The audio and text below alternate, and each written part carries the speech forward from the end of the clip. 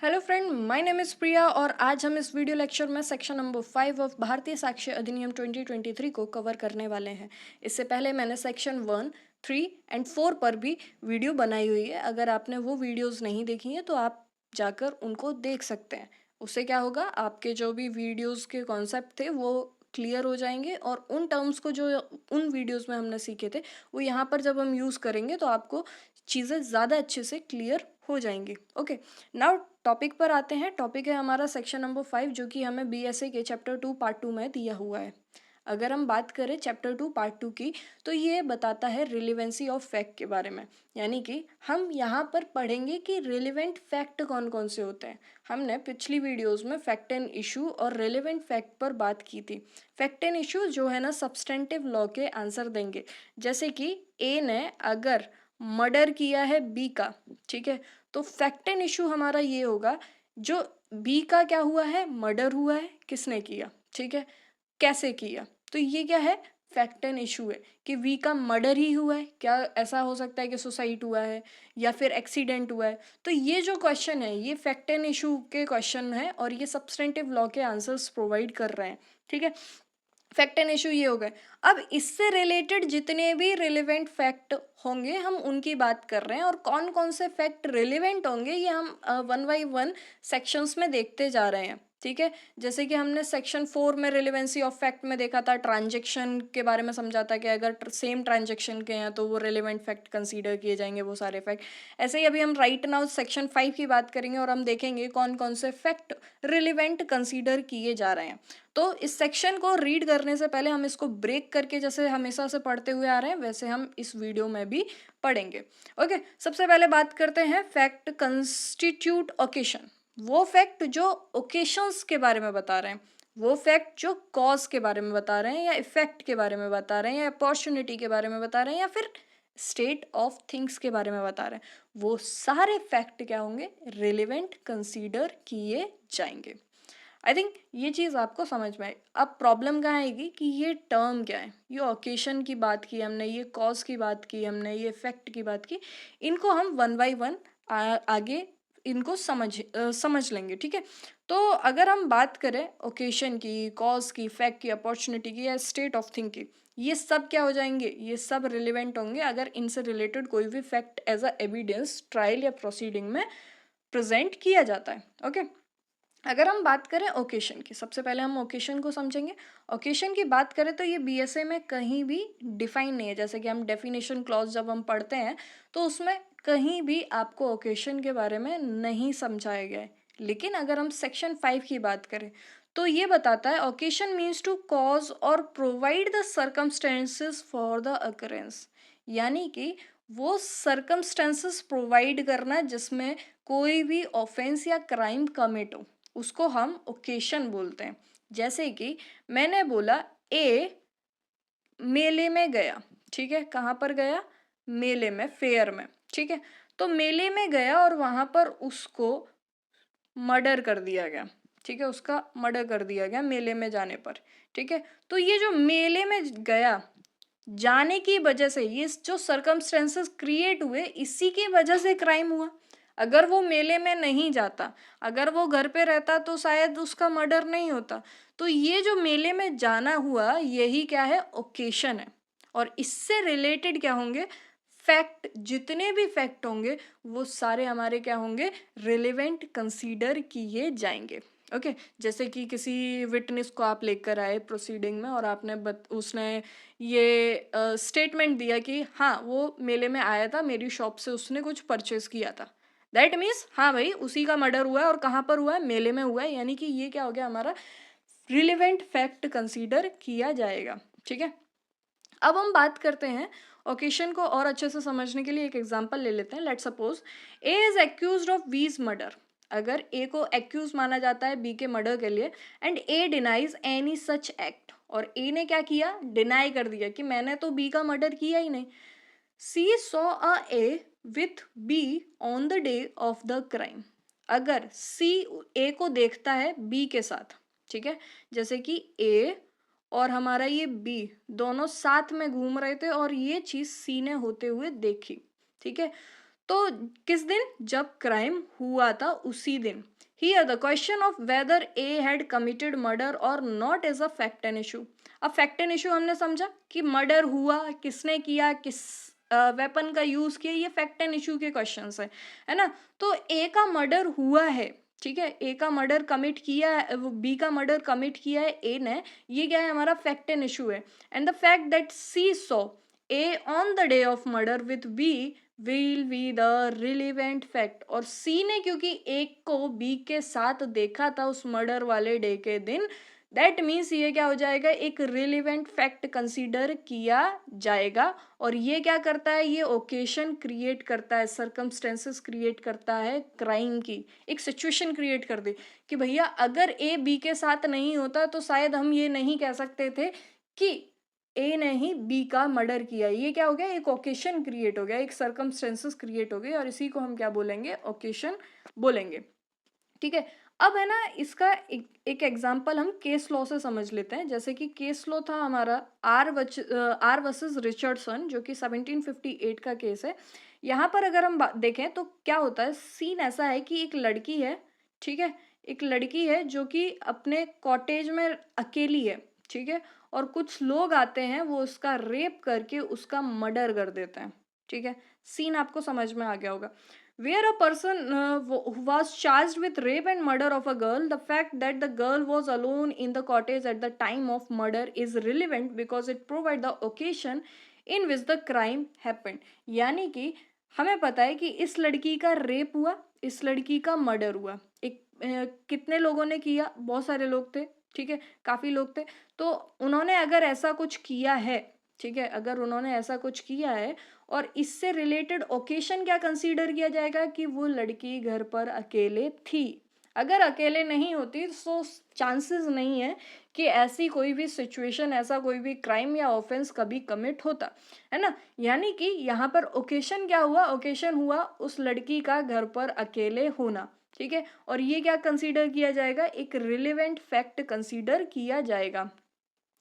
Now हम बात करते हैं नेक्स्ट, जैसे कि हमने देखा यहाँ पर कॉज और इफेक्ट, ठीक है, तो कॉज एंड इफेक्ट को समझते हैं। सबसे पहले अगर हम कॉज की बात करें, कॉज हमें वाई का आंसर करता है कि कोई चीज हुई तो क्यों हुई, क्या रीजन थे उसके पीछे होने के। It help the court to connect a person with the act. ये क्या होता है? इससे एक एक्ट का कनेक्शन समझ में आता है, जो क्राइम वगैरह ऑफेंस वगैरह हुआ है उसका क्यों हुआ ये चीज समझ में आता है उस स्टोरी लाइन से, उस फैक्ट से। ओके, जैसे मान के चलो ए और बी के बीच में फाइट हुआ, मतलब दोनों हस्बैंड एंड वाइफ हैं, इन दोनों के बीच में फाइट हुआ, झगड़े हुए, और बी वहां से निकल के गई। ए ने उसको फॉलो किया अपनी कार से और उसमें उसने एक रस्सी भी रखी, ठीक है, उसने क्या किया? रस्सी भी रखी, ठीक है। यानी कि अब अगर जैसे मान के चलो ए ने उसको मारा, तो यहाँ पर कॉज हमें पता चल रहा है क्यों मारा, क्योंकि उनके पीछे उनका कुछ आर्ग्यूमेंट हुआ था या प्रीवियस टाइम से कोई आर्ग्यूमेंट चलता हुआ आ रहा था। यानी कि ये हमारा क्या हो गया? कॉज हो गया।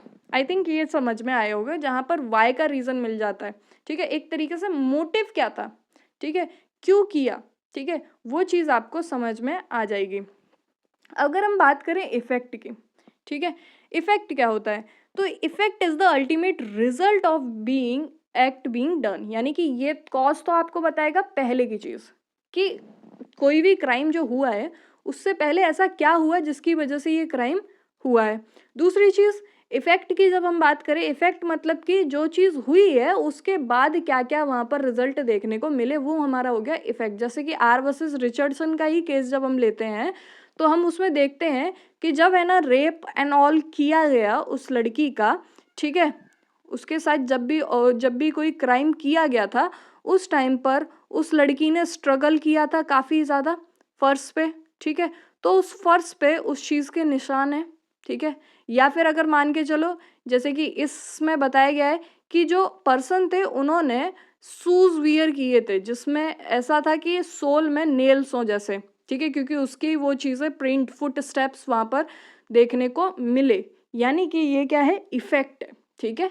या फिर जो स्ट्रगल करने का जो आपको फर्स्ट पे एविडेंसेस मिल रहे हैं वो एविडेंसेस भी क्या होंगे?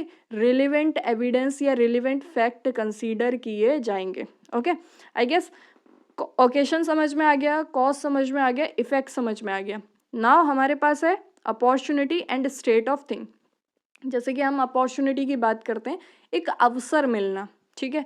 अपॉर्चुनिटी हम किसको बोलते हैं, अवसर को, ठीक है। अब जैसे कि इट्स अ चांस, ठीक है, ये कोई चांस है जिसमें क्या किया गया, ऑफेंस कमिट किया जाए, ठीक है।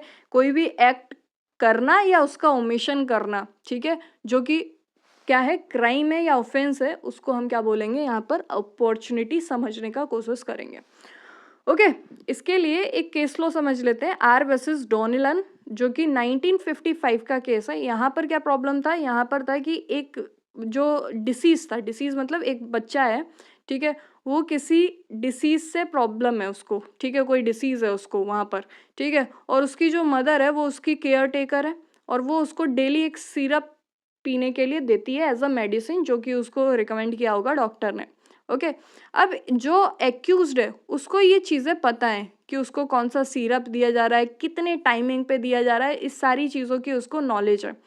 अब क्या हुआ, किसी रीज़न से, जैसे मान के चलो मदर वहाँ पर एब्सेंट थी उस टाइम पर, जिस टाइम पे उसको सिरप देना था, उन्होंने क्या किया, उस लड़के ने उस सिरप को चेंज कर दिया दूसरी बॉटल से, और वो बॉटल जो थी वो पॉइजन को कंसिस्ट किए हुए थी, ठीक है। और मदर आई और मदर ने उस बॉटल को ही फीड कर दिया अपने चाइल्ड को, ठीक है, और जिसकी वजह से जो बेटा था मदर का, वो क्या हो गया, मर गया, और वो डिसीज्ड कंसीडर किया गया। यहाँ पर हमें ये समझ में आया कि यहाँ पर उनका आंटी का जाना, उसकी मदर का जाना, ठीक है, वो तो एक तरीके से ओकेशन हो गया। यही चीज इसमें बताई गई है, इसमें बोला गया है, where a disease suffer from disease the syrup was usually served by his mother. The accused knew all this and also the time at which it was usually served. He replaced the bottle with a bottle containing poison. The mother gave poison to her son, which died after a while. The fact of the accused knowledge the deceased havest was held to be relevant as it afford an opportunity to accused. यानी कि accused के पास जो knowledge थी, कितने time पर deceased को दवा दी जाती है, ये सारी नॉलेज होना ही क्या कहलाया, अपॉर्चुनिटी कहलाया। ओके, आई थिंक यहाँ तक समझ में आ गया होगा। नाउ अगर हम बात करें लास्ट थिंग जो है state of thing, state of thing क्या बताता है, are the surrounding of circumstances under which certain act took place. वो सर्कमस्टेंसेस क्रिएट हो जाना, ऐसी चीज क्रिएट हो जाना जहाँ पर कोई भी क्राइम कमिट किया गया हो, ठीक है, उसको हम क्या बोलते हैं, स्टेट ऑफ थिंग। जैसे कि मान के चलो हम ये बोलते हैं ना कि हमारे माइंड का जो हमारा स्टेट ऑफ माइंड उस टाइम पर ऐसा नहीं था, इसलिए मैंने अग्रेशन में ऐसा कुछ बोल दिया। तो स्टेटमेंट ऑफ माइंड मतलब क्या है, उस टाइम पर तुम्हारे दिमाग में ऐसा क्या चल रहा था, ठीक है। अब स्टेट ऑफ थिंग को समझने के लिए हम बात करेंगे रिटन वर्सेस क्वीन का जो केस लॉ है, जो कि 1971 का है। यहाँ पर क्या बोला गया, where the accused was prosecuted for shooting down his wife and he took the defence of accident, the fact that the accused was unhappy with his wife and was carrying on an affair with another woman was held to be relevant as it constitute the state of thing। यानी कि आपको reason पता चल रहा है, ठीक है, it's kind of cause आपको पता चल रहा है, ठीक है, वही क्या हो गया, एक तरीके से हमने यहाँ पर स्टेट ऑफ थिंग को भी कंसीडर किया, ठीक है, कि ये क्या हो गया, हमारा स्टेट ऑफ थिंग हो गया। यानी ऐसा नहीं है कि हमेशा आपके पास कोई रीज़न होना चाहिए, ठीक है। जैसे कि हम एक एग्जांपल ले लेते हैं कि ए जो है वो बैंक में चोरी करने के लिए गया, कहाँ गया, बैंक में गया, ठीक है। अब जब वो बैंक में गया तो बी ने उसको चोरी करने से रोका। अब स्टेट ऑफ थिंग क्या हो गई है, उसने कोई ऐसा, उसके साथ कोई रिलेशन नहीं है, कॉज नहीं है उसका पहले से कोई, ठीक है, लेकिन क्योंकि उसने रोक दिया, ठीक है, तो उसने उस पर अटैक कर दिया। इनफैक्ट वो रोकता भी नहीं, चलो वो बस वहां पर प्रेजेंट होता, ठीक है, तो भी प्रोबेबिलिटी थी कि ए बी का मर्डर कर दे या बी को डरा के धमका के रखे या उसको किडनैप कर ले, ठीक है। तो यही चीज क्या बताती है, स्टेट ऑफ थिंग, कि भैया क्योंकि बी वहां पर मौजूद था इसलिए उसके साथ ऐसा हो गया, अदरवाइज नहीं होता, है ना। तो ये हमारा क्या होता है, स्टेट ऑफ थिंग कंसीडर किया जाता है। आई गेस आपको ये पूरा सेक्शन अभी तक समझ में आया होगा। अब हम इसको रीड कर लेते हैं, क्या बोला गया है, fact, fact which are occasion, okay, cause, effect, immediate और अदरवाइज ऑफ रिलेवेंट फैक्ट और फैक्ट एंड इशू। देखो फैक्ट एंड इशू समझ चुके हैं हम, रिलेवेंट फैक्ट हम समझ चुके हैं, यानी कि वो फैक्ट जो ओकेशन, कॉज, इफेक्ट शो कर रहे हैं किसका, रिलेवेंट फैक्ट्स का या फैक्ट एंड इशू का, और which constitute the state of thing, या फिर स्टेट ऑफ थिंग को समझा रहे हैं, ठीक है, अंडर विच दे हैपन, जिस सिचुएशन में वो ऑफेंस क्रिएट हुआ, ऑफेंस कमिट हुआ, उस स्टेट ऑफ थिंग को बताने वाले फैक्ट भी क्या कंसीडर किए जाएंगे, रिलेवेंट किए जाएंगे, कंसीडर किए जाएंगे। Afford an opportunity of their occurrence और ट्रांजेक्शन आर रिलेवेंट, ऐसे फैक्ट रिलेवेंट कंसीडर किए जाएंगे जो opportunity, state of thing, occasion, cause, effect जो कि किससे रिलेटेड है, रिलेवेंट फैक्ट या फैक्ट एंड इशू से रिलेटेड है, वो फैक्ट रिलेवेंट कंसीडर किए जाएंगे। आई थिंक यहाँ तक आपको समझ में आ गया होगा क्या, कि फैक्ट जो ओकेशन है, कॉज है, इफेक्ट है, अपॉर्चुनिटी है, स्टेट ऑफ थिंग है, किससे रिलेटेड, किसी फैक्ट एंड इशू के रिगार्डिंग या फिर रिलेवेंट फैक्ट के रिगार्डिंग, वो सारे फैक्ट हमारे रिलेवेंट कंसीडर किए जाएंगे। यानी कि हमें पता चला कि अनदर टाइप ऑफ फैक्ट भी रिलेवेंट कंसीडर किए जाएंगे, जो कि हमने सेक्शन नंबर 5 में देखा। ओके,